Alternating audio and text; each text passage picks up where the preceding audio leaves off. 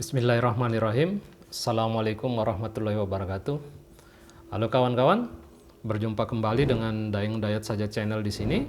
Kali ini kita akan membahas tentang kasus yang baru-baru ini agak heboh, yakni kasus ditangkapnya pengusaha muda yang diduga menjual handphone ilegal, yakni kasus PS Store.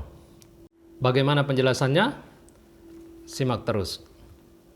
Ya, kawan-kawan, kita akan mengupas tentang permasalahan yang dialami oleh saudara PS.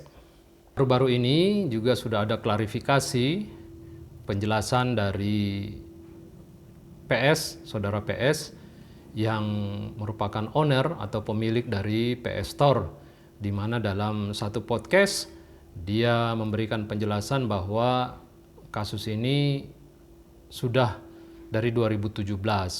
Namun baru-baru saja di tahun 2020 ini kenapa menjadi heboh terkait dugaan barang ilegal yang dijual di bisnisnya.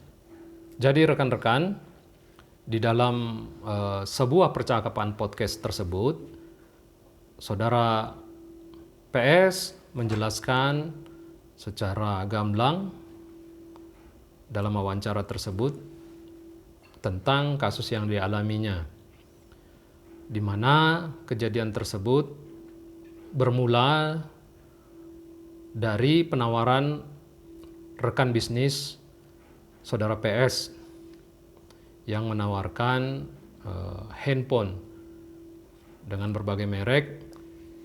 Kalau dari beberapa sumber itu dinyatakan bahwa penawaran tersebut karena rekan bisnis saudara PS lagi butuh uang, ya, yang sering kita sebut BU.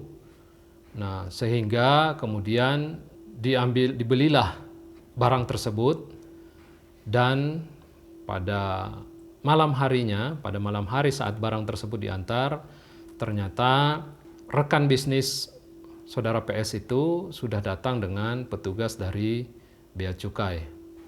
Jadi kawan-kawan, sesuai penjelasan saudara PS di podcast tersebut, bahwa seolah-olah ini adalah sebuah framing yang dilakukan oleh orang yang dia juga nggak tahu siapa yang melakukan framing itu.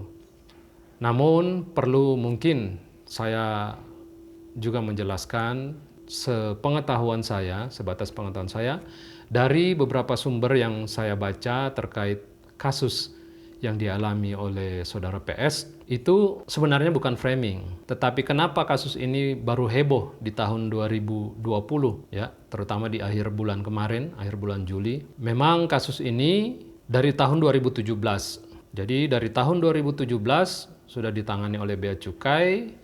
Kemudian pada saat dilakukan penggeledahan, kemudian dilakukanlah penyitaan. Penyitaan ini yang disita yakni 190 ponsel yang diduga ilegal.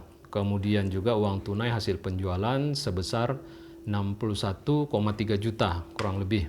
Nah, di dalam perjalanannya, ya, penanganan kasus ini selama kurang lebih 3 tahun, sehingga saat penyerahan berkas di bulan Juli 2020 ini oleh penyidiknya tentunya, kasus itu tiba-tiba mencuat, sehingga seolah-olah kasus ini sedang atau baru-baru sekali dilakukan penangkapan dan sebagainya terkait tindakan-tindakan di dalam penyidikan.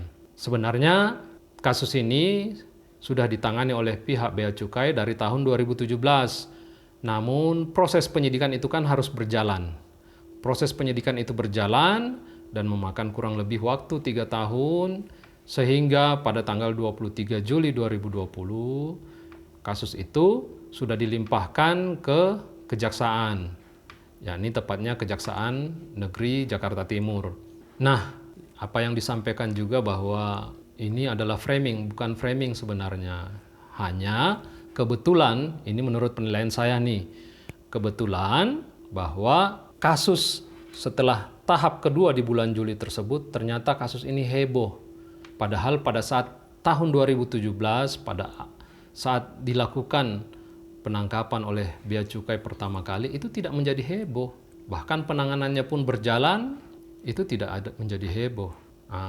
Sehingga pada saat tahap kedua ini, setelah dilimpahkan, justru kasus ini mencuat, viral, sehingga seolah-olah saudara PS baru-baru saja ditangkap, dilakukan penyitaan dan sebagainya. Makanya beberapa orang itu bertanya-tanya, katanya ditangkap, tapi kok ada di luar, kok ada sampai melakukan podcast, memberikan penjelasan, klarifikasi.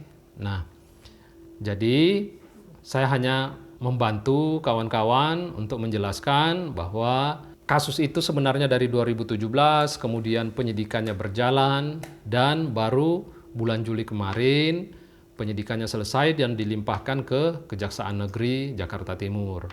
Sehingga di bulan Juli 2020 inilah malah viral, heboh, dan yang bersangkutan pun di dalam podcastnya tersebut mengatakan ini sebuah framing, bukan framing sebenarnya, tetapi proses penyidikan yang berjalan, seperti itu. Mudah-mudahan dengan penjelasan ini nanti masyarakat bisa paham. Jadi memang sih kalau menurut saya pribadi pun bahwa sepertinya mungkin bisa jadi ini adalah masalah persaingan bisnis, di mana bisnis saudara PS itu banyak yang menilai bahwa alhamdulillah top, sangat top, perkembangannya cepat. Namanya di dunia usaha, tentunya ada pesaing-pesaing bisnis yang mungkin bisa jadi cemburu, iri, dan lain-lain. Sehingga entah bagaimana, tahu-tahu kejadian seperti ini. Cuman saya memberikan acungan jempol kepada saudara PS karena yang bersangkutan di dalam podcastnya, di dalam podcast tersebut sangat rendah hati menjelaskan semuanya. Menjelaskan semua bagaimana sehingga yang bersangkutan sampai saat ini ditangani oleh pihak Bea Cukai dalam perkaranya. Ya, kasus yang dialami oleh saudara PS itu dikenakan Undang-Undang Kepabeanan, Undang-Undang Nomor 7 Tahun 2006, yang ancaman hukumannya itu paling minimal 2 tahun dan maksimal 8 tahun dengan denda paling sedikit 100 juta rupiah dan paling banyak 5 miliar rupiah.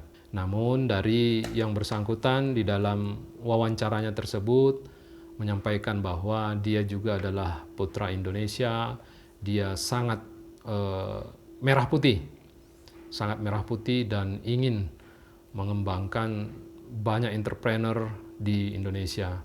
Semangat-semangat ini harus juga patut dijaga oleh kawan-kawan pengusaha. Namun memang pasti di dalam persaingan bisnis ada saja yang iri, dengki dengan perkembangan bisnis seseorang.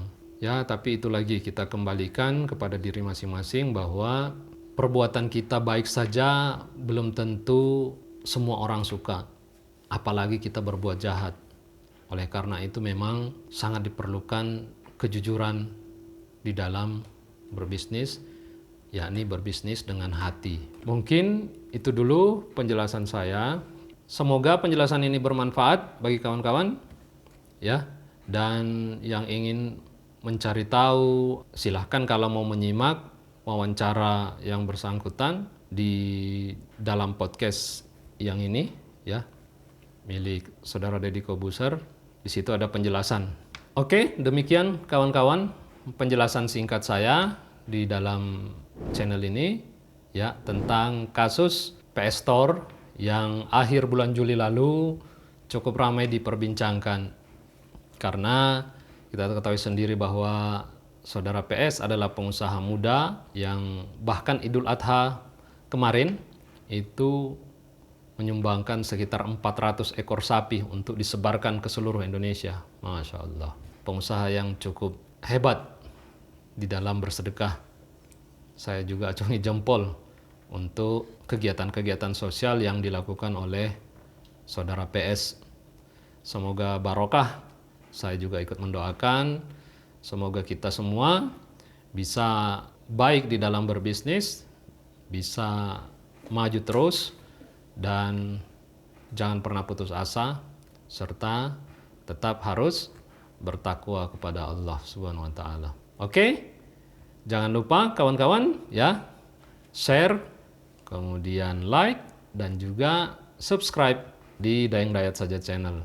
Semoga konten-konten ini bisa bermanfaat bagi kawan-kawan semua, dan juga mungkin kita bisa berdiskusi. Saya akhiri dengan ucapan wabillahi taufiq wal hidayah. Assalamualaikum warahmatullahi wabarakatuh.